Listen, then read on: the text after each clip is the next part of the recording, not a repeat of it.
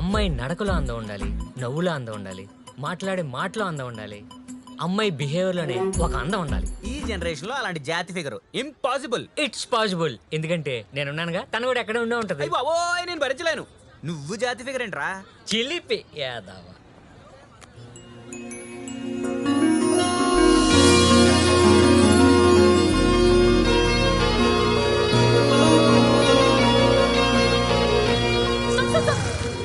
నేను పోయి టికెట్ తీసుకొని వస్తాను, సరేనా?